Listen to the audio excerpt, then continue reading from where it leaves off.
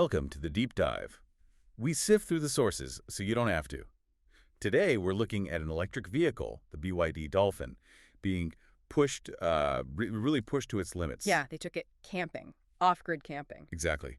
And the big test was its vehicle-to-load tech, the V2L system, in a pretty tough real-world scenario. It's a fascinating test, really.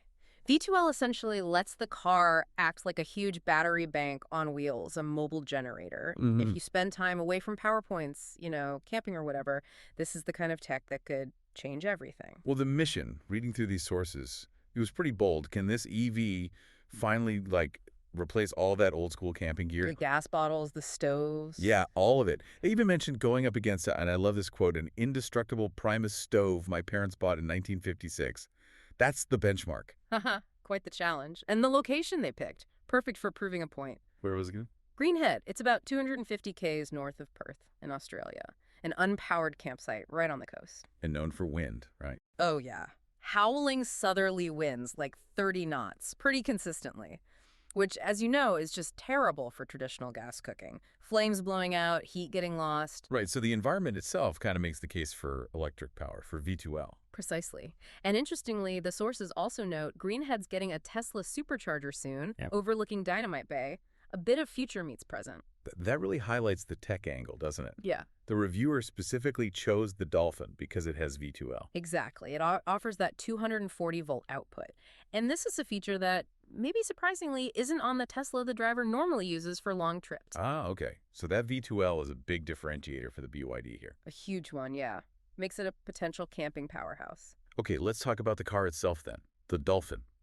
It's described as like a city dweller, small, nimble, ocean theme going on. Not exactly the first car you think of for loading up with camping gear.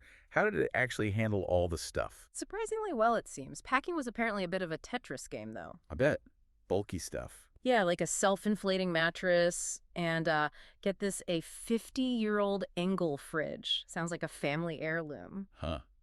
Those things are legendary, but yeah, bulky. And probably power hungry. We'll get back to that fridge, I suspect. Oh, definitely. But first, the space. They filled the boot completely right to the roof.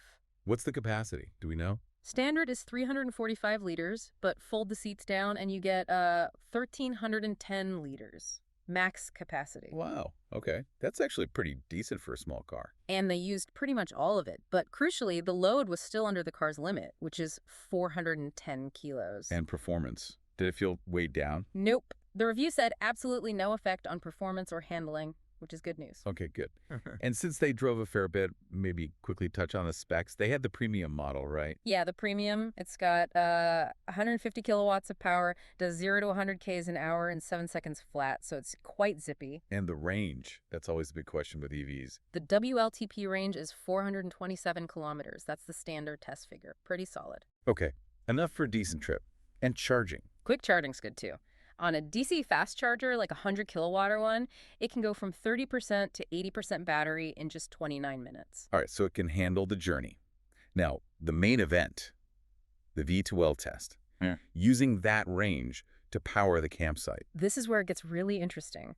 The V2L system provides power through 2 standard household outlets, 10-amp GPOs. Like the ones in your wall at home. Exactly. The specs say it can do 3.3 kilowatts total, but the test here used up to 2.2 kilowatts comfortably. And the first big win they reported, cooking. Yes, the double-burner induction cooker. The reviewer was apparently blown away, said it was so much better in every way than using gas. And that goes back to the wind, I assume. Absolutely. Induction cooking uses magnets, not flames, so it just doesn't care about wind. Those 30-knot gusts, irrelevant to the cooker. That is a massive advantage when you're camping on the coast. Huge. And it drew well under the 2.2 kilowatt limit, so plenty of power headroom. Okay, so cooking. Nailed it. What else did they use the power for? The other outlet was for charging phones, devices, that kind of thing, and camp lighting. Ah, the lights. Yeah. Big difference there, too. Oh, yeah. They said it went from, squinting in the weak yellow glow of a gas lamp to lighting the place up like a mine site. Huh. Okay, maybe a bit of an exaggeration, but I get the point. Clean, bright, electric light versus flickering flame. It's just easier, more convenient. That's the promise of V2L, right? Clean, available power. It is. But This convenience led them straight into a bit of a trap, didn't it? Logistical headache. It did. And it highlights something really important about how these systems work, or sometimes how they don't work the way you might expect. Okay, what was the core problem? Yeah. It involved that old fridge, right? Yes, the 50-year-old angle. See, the V2L outlets, the main 240-volt ones for the cooker and lights, they work perfectly fine when the car is completely turned off. Right. You just plug in and go. But it's a standard 12-volt outlet, like a cigarette lighter socket, that only worked when the car was on. Fully powered up. Yeah. And let me guess, they needed the 12V for the fridge. Bingo. They'd forgotten the fridge's 240-volt mains cable at home, so their only option was the 12V plug. Meaning they had to leave the car on all night just to keep the fridge running. Exactly. They had to leave it powered up. Oh, dear. That's inefficient. Very. And had a funny side effect, too. Because the car was on, the daytime running lights stayed on. At night? In a campsite. Yep, which apparently attracted, and I quote, multiple old codgers wandering over to warn them they were going to flatten their battery. Uh-huh. All the irony. They had no idea it was an EV, this giant battery pack. None at all. Classic camping moment, really. But the serious point is the power drain. Okay, yeah. Let's talk numbers. How much power did leaving the car on actually use overnight? Just for the fridge and, well, being on. This was the shocker. It drew 6 kilowatt hours. 6. Wow. That seems incredibly high. The fridge can't draw that much, surely, even an old one. And the cooking was brief, lights were LED. Exactly. It wasn't the fridge itself or the lights. It was the car's background systems. Keeping the car on, even with climate control off, means the main computers, sensors, power electronics, all that stuff stays active. So there's a significant idle power draw just by having the car awake. A very significant draw, yes. It's like leaving your computer running all night just to charge your watch. The background processes use way more power than the task itself. That feels like a design choice, or maybe an oversight in the system logic for this kind of use case. It seems like it. The sources mention that some other EVs, like the Tesla they usually drive, do keep the 12V outlet powered even when the car is off. So the Dolphin setup, while great for V2L, is maybe less optimized for running 12V accessories efficiently when parked. That appears to be the case here. The logic forces the car to be fully awake for the 12V, leading to that big overhead. It's the difference between just having a big battery and being smart about using it as an off-grid power source. So did they figure out a workaround? What happened the second night? They learned their lesson. Second night, they turned the car completely off. Okay. But the fridge? They ran the fridge off a separate small auxiliary battery pack they happened to have, took the car's main battery out of the equation for the 12V load. And the difference in power consumption from the car's main battery? Massive. It dropped from 6 kilowatt-hours the first night to under 2 kilowatt-hours the second night. Whoa, from 6 down to less than 2. Just by turning the car fully off and managing the 12V load separately. Exactly. It proves the car can power things efficiently off-grid for potentially several days. But only if you understand how its specific power ports work when it's on versus off. You absolutely need to check if your 12V outlet stays live when the car's off and plan around that. Otherwise, you could drain way more range than you expect. That is a huge takeaway. The V2R is powerful, but the devil's in the details of the 12V system logic. That's the key learning right there. Okay, so the V2L camping power test. A success, with caveats about managing the 12V. But the car isn't just a power bank, it's also, a car.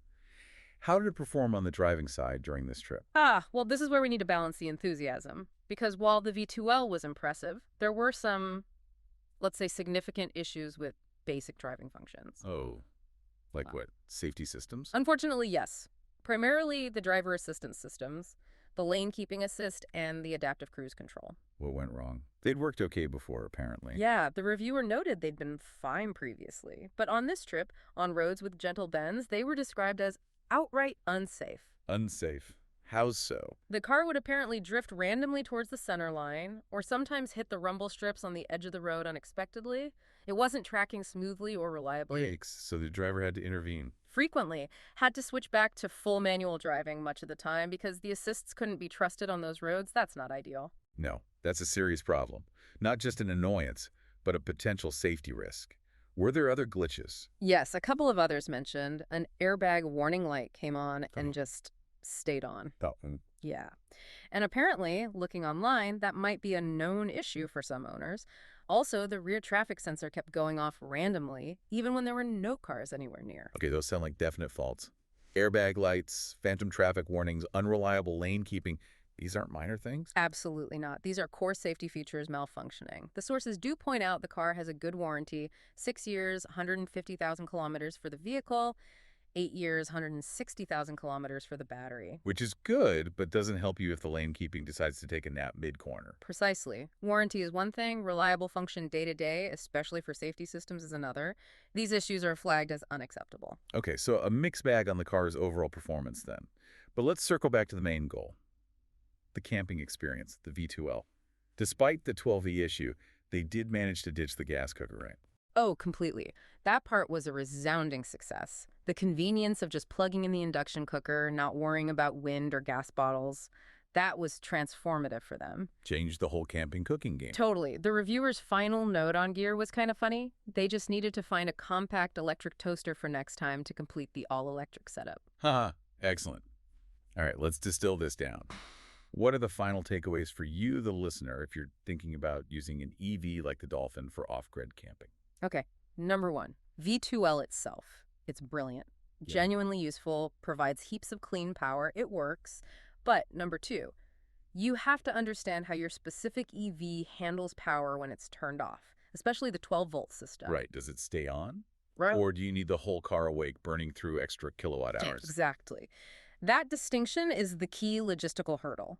Knowing that determines whether you get, say, 4 days of efficient power or accidentally drain half your battery overnight, keeping the car's brain running just for a small fridge. Check your car's behavior. That difference between under 2 kilowatt hours and 6 kilowatt hours overnight is massive in terms of driving range lost. Huge. So, plan your 12V loads accordingly. Maybe use an external battery pack for those, like they did on the second night. Which brings us to our final thought on this. The BYD Dolphin, it really shows the potential, right? Electric camping power is here. Definitely. The future is electric, even for roughing it. But it's not just plug and play yet, is it? It's not just about having the V2L feature. No, it's also about optimizing how the car behaves as a power source, reducing that background idle consumption when it doesn't need to be fully awake. So turning your car into an efficient battery pack means you, the owner, need to be a bit smarter. Understand the system's quirks. Yeah, you almost have to think like a sysadmin managing a server's power states, not just a driver filling a tank. You need to manage the energy budget actively, maybe work around the car's default settings sometimes. Treat it like the complex piece of electronics it is. Fascinating stuff. Hopefully this deep dive helps you figure out your own electric adventures. Definitely food for thought if you're considering an EV for more than just commuting. Thanks for joining us for this deep dive. Do follow the channel for more insights from the source material shaping our world.